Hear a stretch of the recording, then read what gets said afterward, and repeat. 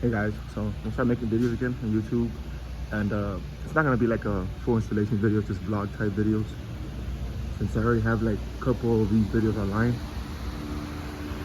I just really want to do it because these arms are kind of updated now.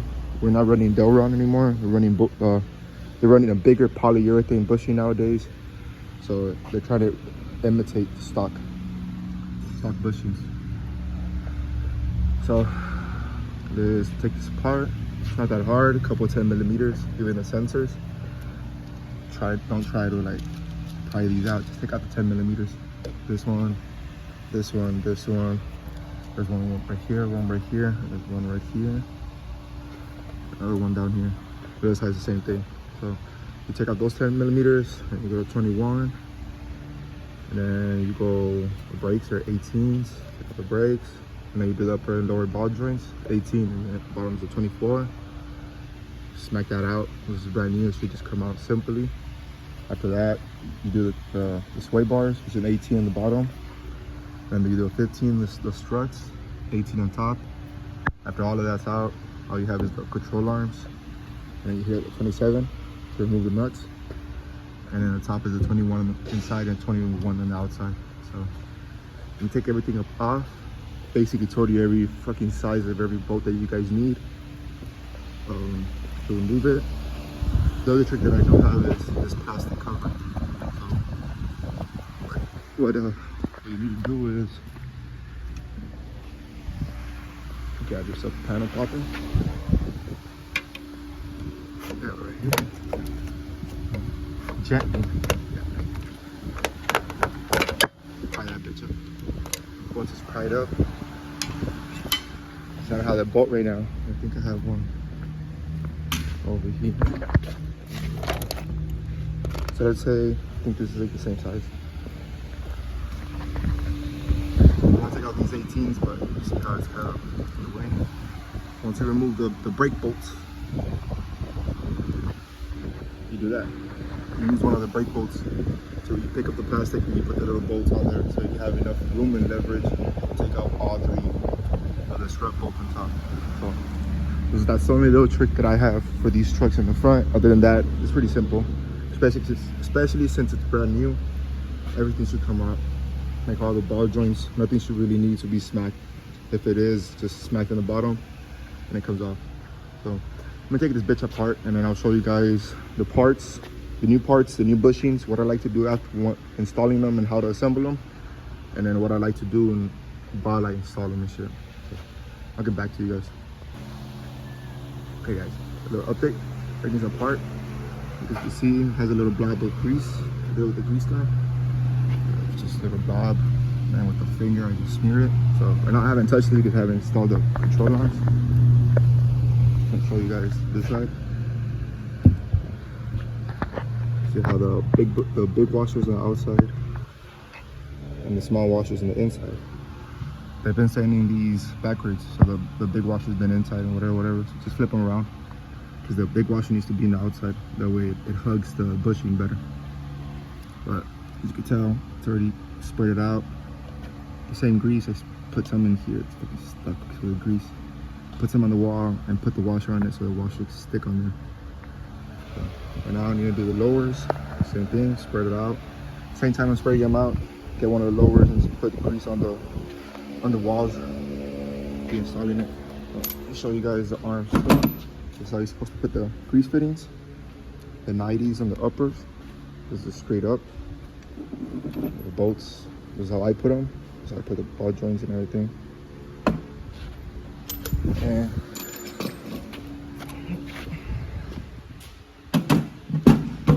the lowers. The lowers are straight on the bottom. They're 90. Ball joint. I'm gonna install them and then I'll show you guys once everything is hooked up. I just wanted to show you guys the grease feature and everything.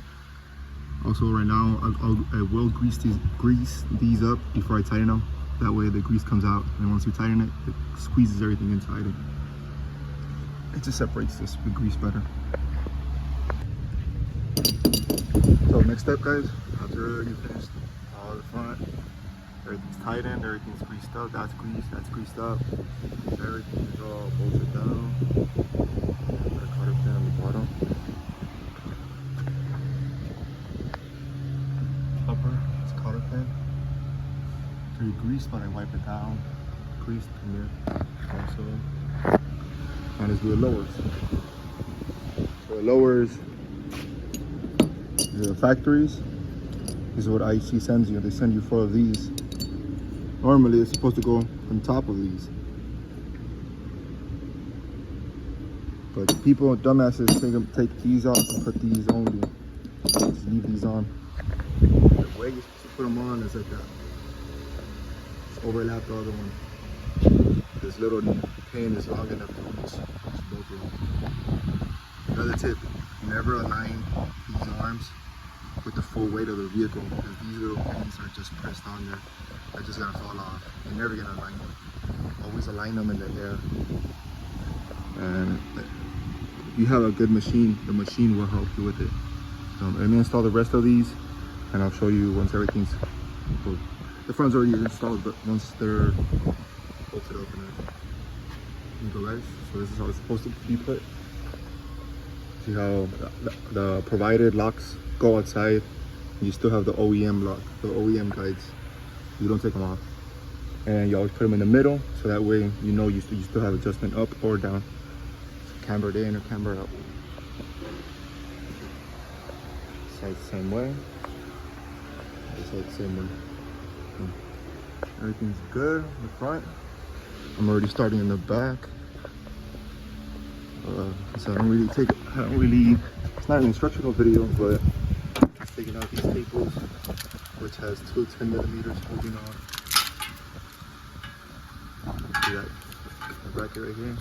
You need to take out these 4 plugs, those 2 13s, and the 2 13s holding the brake lines, since we need to cut this off for the flip kit. But the reason I wanted to do an update video is, for a flip kit, you need to flip this bolt. This is original. This is how it looks up. Like I said, for a flip kit, you need to flip it. You need to flip it all the way around, because the flip kit sits on here now. And you don't want this to be inside the flip kit hitting the differential. So you don't want it to be like this and the differential hitting. Get me? But since this one's taking the helper bags, you put this bracket too. This is my way to guide it. This is my way to know where to clamp it. That's the whole, you put the clamp as close as possible. Just tighten it a little bit. Put the vice grip on it. Let's put the 15. Can't even do that shit right now. 15. Make sure it's on first.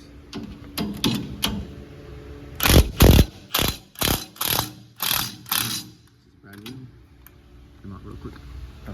Let me flip that shit around and I'll show you guys. Just the update, guys. So, showing you the big step. To cut off the bump stop. Cut flush.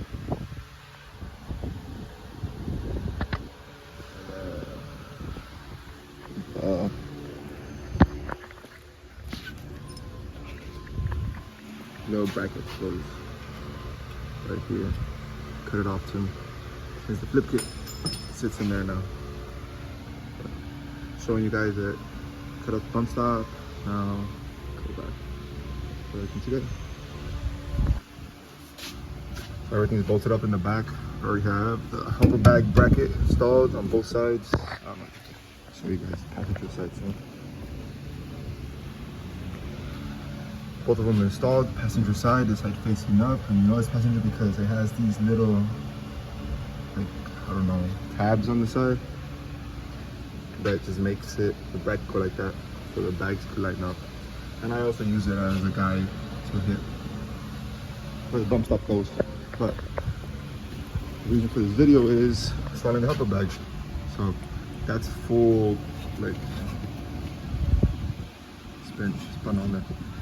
And that's not lined up, because this fitting needs to be in the front. So what do? Just back it up. Yeah. It might, whatever, but that's why you tighten up these two, so the bag won't move. the rear is done, guys.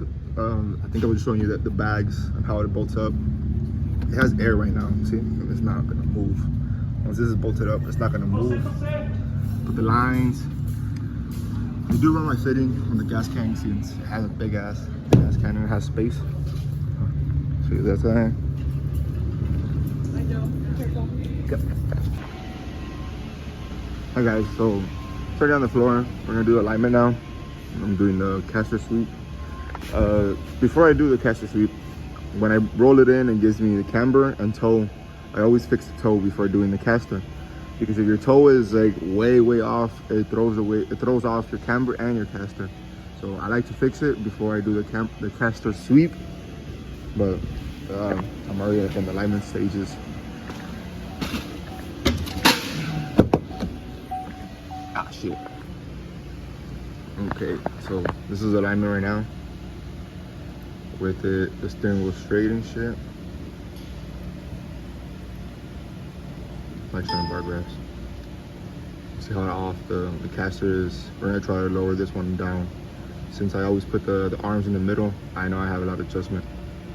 So I'm gonna try to put this one around where this one is at. And like I said, guys, I never align 19 and above GMC Chevys,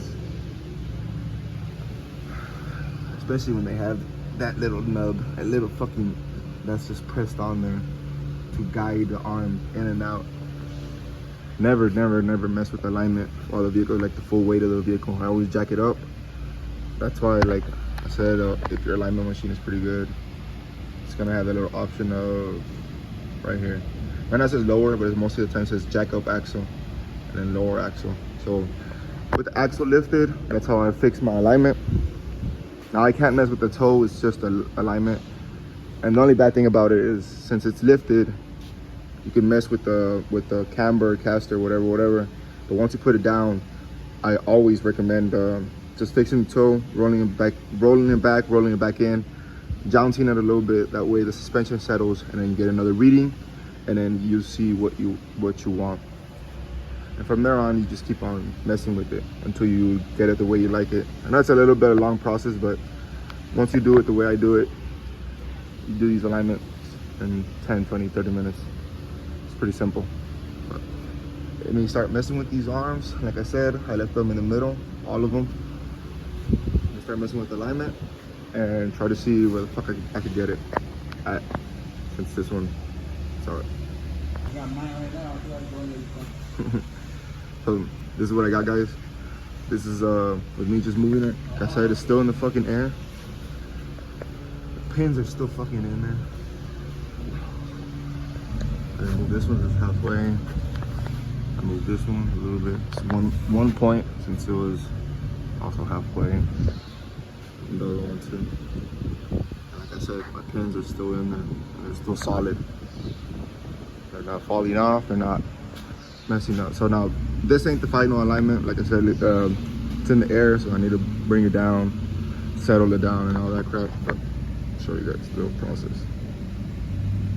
Right here, lower axle. Tell me the lower and jounce the axle. Here it is, guys. Final alignment. Final. This is the way I'm gonna leave it. I'm gonna show you guys bar graphs. Caster. This is what we try to get close as 6.8, 6.6, 6.7. It's moving a little bit, but and then the camber and the toe.